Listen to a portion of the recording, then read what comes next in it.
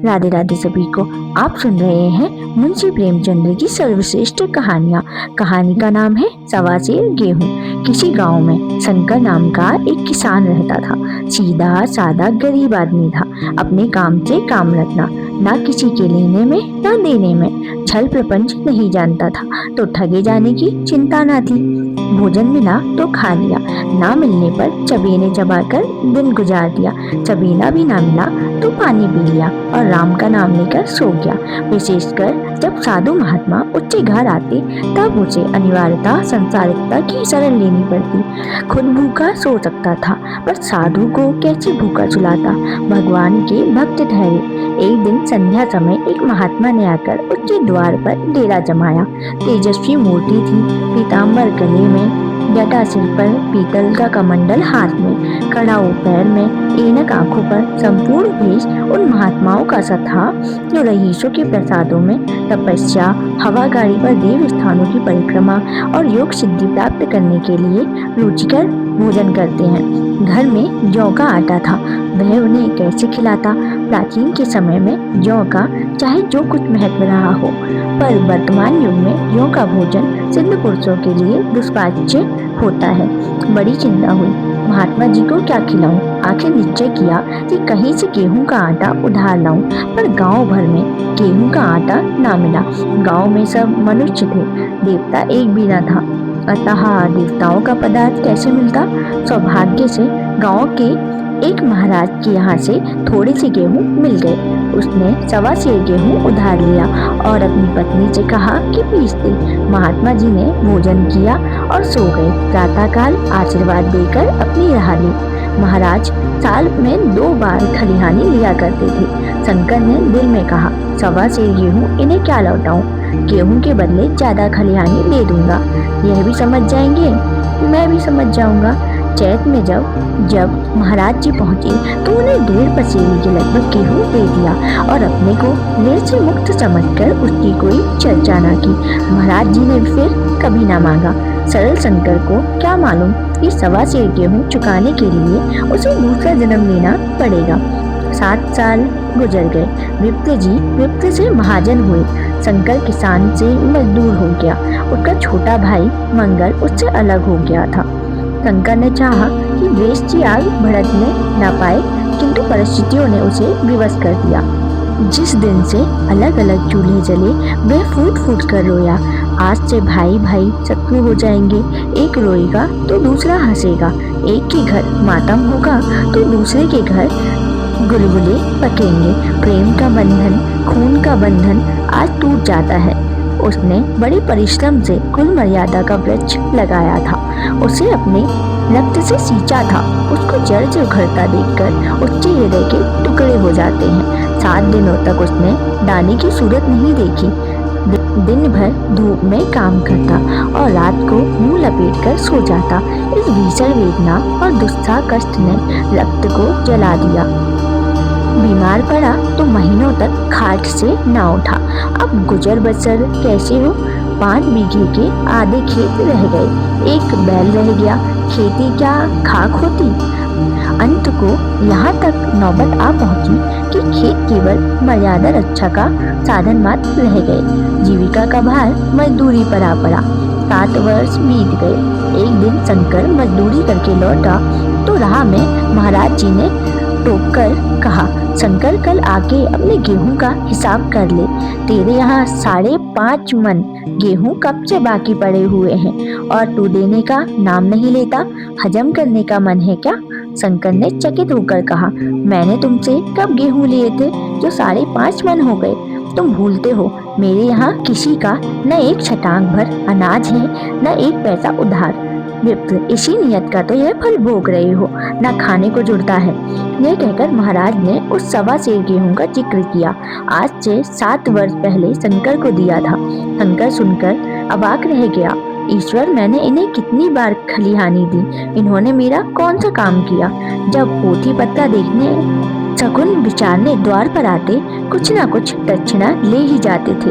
इतना स्वार्थ 1.25 सेर अनाज को अंडे की भांति सेक कर आज ये पिशाच खड़ा कर दिया जो मुझे निगल जाएगा। इतने दिनों में एक बार भी कह देते तो मैं गेहूं तोलकर दे देता। क्या इसी नियत से चुप बैठे रहे? नाम लेकर तो मैंने उतना अनाज नहीं दिया, पर कई बार खलिहानी में सेर 2 सेर दिया है। अब आप 5.5 मन मांगते हैं, मैं कहाँ से दूंगा? विप्र, लेखा जो बख्शी सो, तुमने जो कुछ दिया होगा उसका कोई हिसाब नहीं। चाहे एक की जगह 4 पसेरी दे दी हो, तुम्हारे नाम वही में 5.5 मन लिखा हुआ है। जिससे चाहे हिसाब करवा लो। दे देते हो तो तुम्हारा नाम हटा दूं, नहीं तो और भी बढ़ता रहेगा। शंकर पांडे, क्यों गरीब को सताते हो? मेरे खाने का ठिकाना नहीं। इतना गेहूं किसके घर से लाऊंगा? महाराज, जिसके घर से चाहो लाओ, मैं छटाक भर ना छोड़ूंगा। यहाँ ना दोगे, भगवान के घर दोगे? शंकर कांप उठा। पढ़े लिखे आदमी होते तो कह देते अच्छी बात है, भगवान के घर ही देंगे। वहाँ की तोल यहाँ से कुछ बड़ी तो ना होगी? कम से कम इसका कोई प्रमाण हमारे पास नहीं, फिर उसकी क्या चिंता? शंकर इतना तार्किक, इतना व्यवहार चतुर ना था। एक तो ऋण, वह भी ब्राह्मण का, वही में नाम रह गया तो सीधे नर्क में जाऊंगा। इस ख्याल से उसे रोमांच हो गया। बोला, महाराज, तुम्हारा जितना होगा यही दूंगा। ईश्वर के यहाँ क्यों दे? इस जन्म में तो ठोकर खा ही रहा हूँ, उस जन्म के लिए क्यों कांटे बोऊं? मगर यह कोई न्याय नहीं है। तुमने राई का पहाड़ बना दिया। ब्राह्मण होके तुम्हें ऐसा नहीं करना चाहिए। उसी घड़ी कह देते तो आज मेरे सिर पर इतना बड़ा बोझ क्यों पड़ता? मैं तो दूंगा, लेकिन तुम्हें भगवान के यहाँ जवाब देना पड़ेगा। महाराज, वहाँ का डर तुम्हें होगा, मुझे क्यों होने लगा? वहाँ तो सब अपने ही भाई बंधु हैं। ऋषि मुनि तो ब्राह्मण ही हैं, जो कुछ बने बिगड़े ही संभाल लेंगे। तो कब देते हो? शंकर, मेरे पास रखा तो है नहीं, किसी से मांग कर लाऊंगा तभी ना दूंगा। महाराज, मैं ये ना मानूंगा। 7 साल हो गए हैं, एक दिन का भी समय ना दूंगा। गेहूं नहीं दे सकते तो दस्तावेज लिख दो। शंकर, मुझे तो देना है, चाहे गेहूं ले लो, चाहे दस्तावेज लिखवा लो। किस हिसाब से दाम रखोगे? महाराज, बाजार भाव 5 सेर का है, तुम्हें 5.25 सेर का काट दूंगा। शंकर, जब दे ही रहा हूँ तो बाजार भाव ही काटूंगा। पाव भर छोड़कर क्यों दोषी बनूं? हिसाब लगाया तो गेहूं का दाम 60 रुपए हुए। 60 रुपए का दस्तावेज लिख गया। 3 रुपया सैकड़े सूद। 1 साल में ना देने पर सूद का दर 3.5 रुपए सैकड़े। 12 आने का स्टाम्प। 1 रुपया दस्तावेज की तहरीर शंकर को ऊपर से देनी पड़ी। गांव भर में महाराज की निंदा की, लेकिन मुंह पर नहीं। महाजन से सभी का काम पड़ता है, उसके मुंह कौन लगे? शंकर ने साल भर कठिन तपस्या की। मियाद के पहले रुपया अदा करने का उसने व्रत सा कर लिया। दोपहर को पहले भी चूल्हा ना जलता था, चबाने पर बसर होती थी, अब वह भी बंद हुआ। केवल लड़के के लिए रात को रोटियां रख दी जाती। पैसे रोज का तंबाकू पी जाता था। यही एक आदत थी जिसका वह कभी त्याग न कर सकता था। अब वह आदत भी इस कठिन व्रत की भेंट हो गई थी, जिसने चिलम पटक दी, हुक्का तोड़ दिया और तंबाकू की हांडी चूर चूर कर डाली। कपड़े पहले ही त्याग की चरम सीमा तक पहुंच चुके थे, अब वह भी व्यक्ति की न्यूनतम रेखाओं में आ गए। उसने समझा, पंडित जी को इतना दे दूंगा और कहूंगा, महाराज, बाकी रुपए भी जल्दी ही आपके सामने हाजिर करूंगा। 15 रुपए की तो और बात है, क्या पंडित जी इतना भी ना मानेंगे? उसने रुपए लिए और ले जाकर पंडित जी के चरणों पर अर्पण कर दिए। पंडित जी ने अचंभित होकर पूछा, किसी से उधार लिया क्या? शंकर, नहीं महाराज, आपके आशीष से अब की मजदूरी अच्छी मिली। महाराज, लेकिन यह तो 60 रुपए ही है। शंकर, हाँ महाराज, इतने अभी ले लीजिए, बाकी 2-3 महीने में दे दूंगा। मुझे ऋण मुक्त कर दीजिए। महाराज, ऋण मुक्त तो तभी होगे जब मेरी कौड़ी कौड़ी चुका दोगे। जाकर मेरे 15 रुपए और लाओ। शंकर, महाराज, इतनी दया करो, अब सांझ की रोटियों का भी ठिकाना नहीं है। गांव में ही हूँ, कभी न कभी दे ही दूंगा। महाराज, मैं ये रोक नहीं पालता, मैं बहुत बातें करना जानता हूँ। अगर पूरे रुपए ना मिलेंगे तो आज से 3.5 रुपए सैकड़े का ब्याज लगेगा। अपने रुपए चाहे अपने घर में ही रखो, चाहे मेरे यहाँ छोड़ जाओ। शंकर, अच्छा, जितने रुपए लाया हूँ उतने रख लीजिए। जाता हूँ, कहीं से 15 रुपए और लाने की फिक्र करता हूँ। शंकर ने सारा गांव छान मारा मगर किसी ने रुपए ना दिए। इसलिए नहीं कि उसका विश्वास ना था या किसी के पास रुपया ना था, बल्कि इसलिए कि पंडित जी के शिकार को छेड़ने की किसी में हिम्मत ना थी। क्रिया के पश्चात प्रतिक्रिया नैसर्गिक नियम है। शंकर साल भर तक तपस्या करने पर जब ऋण मुक्त होने में सफल ना हो सका तो उसका संयम निराशा के रूप में ढल गया। उसने समझ लिया कि इतना कष्ट सहने पर भी साल भर में 60 रुपए से अधिक जमा ना कर सका, तो अब और कौन सा उपाय है जिसके द्वारा उससे दुगने रुपए जमा हो। जब सिर पर ऋण का बोझ लादना है तो क्या मन और क्या सवा मन। उसका उत्साह क्षीण हो गया, मेहनत से घृणा हो गई। आशा उत्साह की जननी है, आशा में तेज है, बल है, जीवन है। शंकर आशाहीन होकर उदासीन हो गया। वह जरूरतें जिनको उसने साल भर तक टाल रखा था अब द्वार पर खड़ी होने वाली भिखारिनी ना थी, बल्कि छाती पर सवार होने वाली पिशाचिनियां जो अपनी भेंट लिए बिना जान नहीं छोड़ती। कपड़ों में चकटियों के लगने की भी एक सीमा होती है।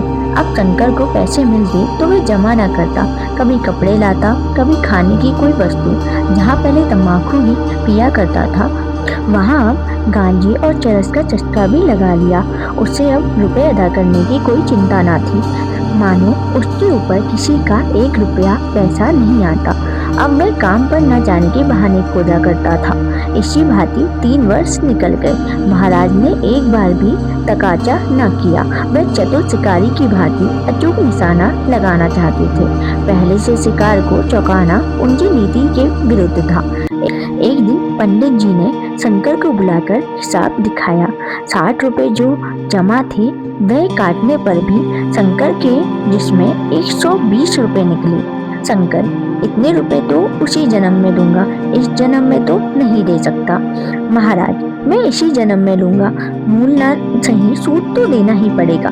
शंकर, एक बैल है वह ले लीजिए, एक झोपड़ी है वह ले लीजिए, और मेरे पास क्या रखा है। महाराज, मुझे बैल बछड़ियाँ लेकर क्या करना है, मुझे देने को तुम्हारे पास बहुत कुछ है। शंकर, और क्या महाराज। महाराज, कुछ नहीं है तो तुम तो हो, आखिर तुम भी कहीं मजदूरी करने जाते ही हो। मुझे खेती के लिए मजदूर रखना ही पड़ता है। सूद में हमारे यहाँ काम किया करो, जब सुविधा हो मूल दे देना। सच तो यूँ है कि अब तुम किसी दूसरी जगह काम करने जा ही नहीं सकते जब तक मेरे रुपए ना चुका दो। तुम्हारे पास कोई जायदाद नहीं है, इतनी बड़ी गठरी मैं किस एतबार पर छोड़ दूं? कौन इसका जिम्मा लेगा? तुम मुझे महीने महीने सूद देते जाओगे और कहीं कमाकर जब तुम मुझे सूद भी ना दे सकते तो मूल जी कौन कहे। शंकर, महाराज, सूद में तो काम करूंगा और खाऊंगा क्या। महाराज, तुम्हारी घरवाली है, लड़के हैं, क्या वे हाथ पांव काट बैठेंगे।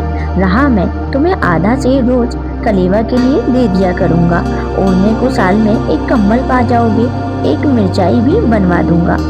और क्या चाहिए। यह सच है कि और लोग तुम्हें 6 आने रोज देते हैं, लेकिन मुझे गर्ज नहीं है। मैं तुम्हें अपने रुपए भरने के लिए रखता हूँ। शंकर ने कुछ देर तक गहरी चिंता में पड़े रहने के बाद कहा, महाराज, यह तो जन्म भर की गुलामी है।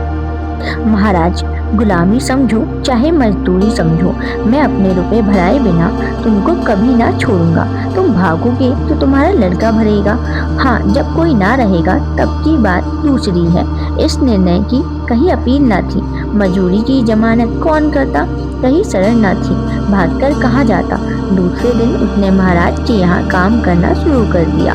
1.25 सेर गेहूं की बदौलत उम्र भर के लिए गुलामी की बेड़ी पैरों में डालनी पड़ी। उस अभागे को अब अगर किसी विचार से संतोष होता था तो वह यह था कि मेरे पूर्व जन्म के संस्कार हैं। उसकी पत्नी को वह काम करने पड़ते थे जो उसने कभी ना किए थे। बच्चे दानों को तरसते थे, लेकिन शंकर चुपचाप देखने के सिवा और कुछ न कर सकता था। गेहूं के दाने किसी देवता के साप की भांति आजीवन उसके सिर से न उतर सके। शंकर ने महाराज के यहाँ 20 वर्ष तक गुलामी करने के बाद इस दुस्साह संसार से प्रस्थान किया। 120 रुपए अभी तक उसके सिर पर सवार थे। पंडित जी ने उस गरीब को ईश्वर के दरबार में कष्ट देना उचित ना समझा इतने अन्यायी, इतने निर्दयी मीना थी। उसके जवान बेटे की गर्दन पकड़ी। आज तक वह महाराज के यहाँ काम करता है। उसका उद्धार कब होगा भी या नहीं, ईश्वर ही जाने।